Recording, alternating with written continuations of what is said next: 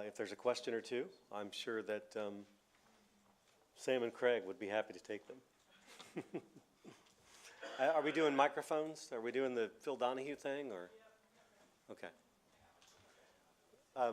Rebecca will, yeah. Or Kate. Kate, we're going to start here. Yeah.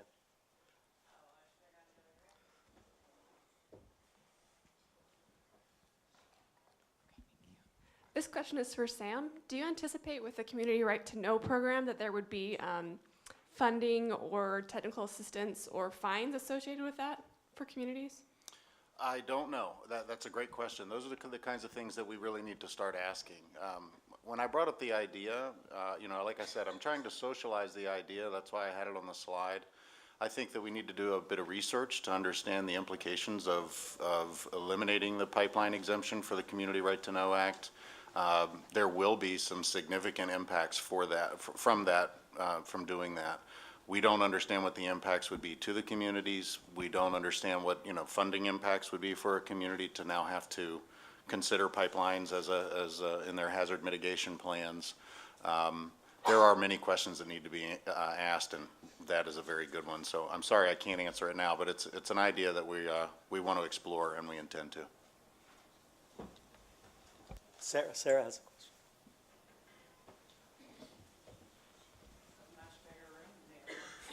You have to run around, don't you? So thank you. I mean, this is a great topic. I feel, I guess I would say I think there's a real difference between risk education and risk communication and involvement and partnership. And it seems to me like we're still stuck on the one-way educational model here. And I think, there have been a lot of studies, and people have, I know in agencies like EPA, worked on thinking about sort of how do you communicate with the public about risk. And one of the main things that comes out of that literature is that you have to understand how the public thinks about risk in order to be able to communicate with them about it. And the public thinks about pipeline risk in a very particular way, right? I mean, these are, as we all know, low probability, high consequence events. They're dread risks. People worry about them more. And they don't understand the technology because they're not pipeline experts. And so I think when we think about how to require people to do communication, I think you start with figuring out how people understand the pipeline risk first, and then you build your communications around that, rather than saying, here's what we want to tell people about pipelines. And I think also that starts with understanding that what we're doing here is we're communicating about risk, not necessarily about safety, right? It's a low risk, but it's still a risk. And if you communicate that it's about safety, you communicate that everything's fine and people don't pay attention. So I guess I would just encourage, I come out of the academic world, but there's a lot of really interesting sort of academic work on this and sort of reports that have been done. I know for EPA, for FEMA, I believe. There are just a number of places where I think this literature helps to support a more robust risk communication system, and I feel like that could be very useful. And I guess the final thing I would say is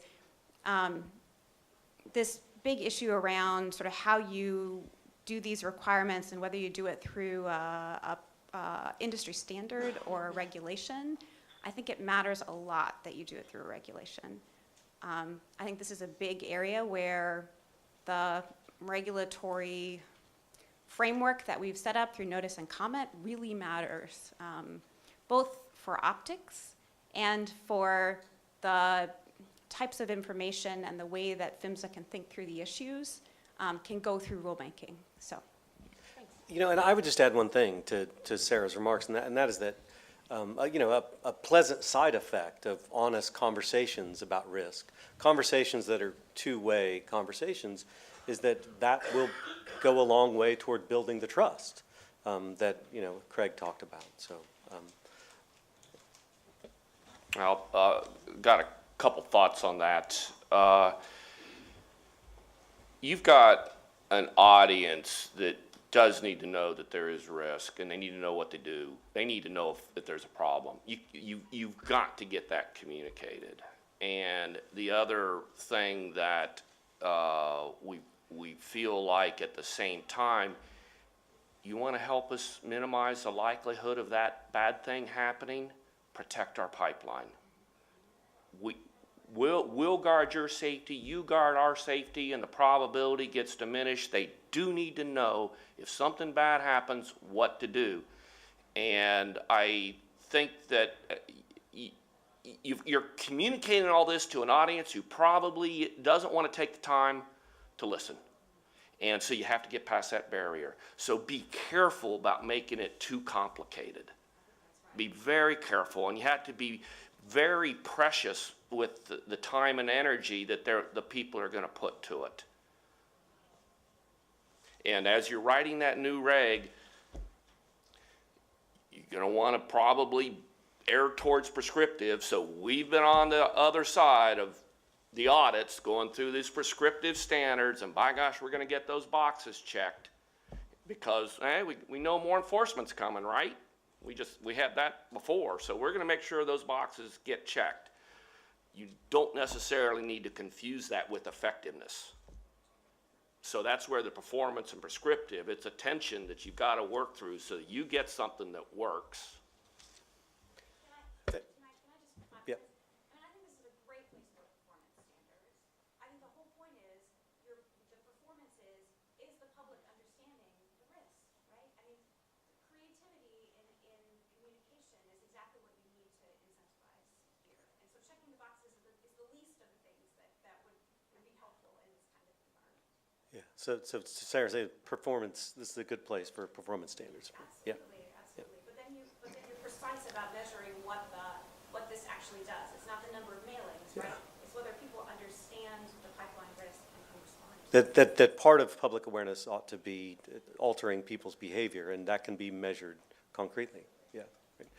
Last point, and then we'll wrap it up. I'll be very brief on this.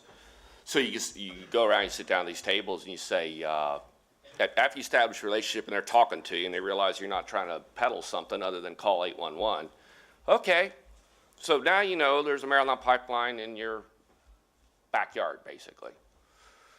What's it made of?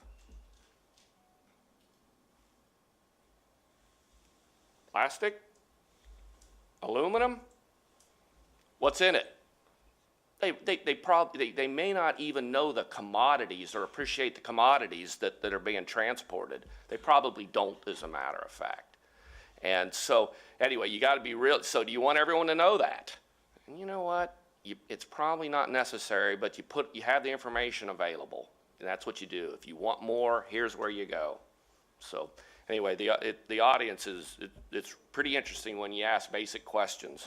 And these are the rare folks who took the time to go to the High State Fair and sit down, and it's a small population of the whole population.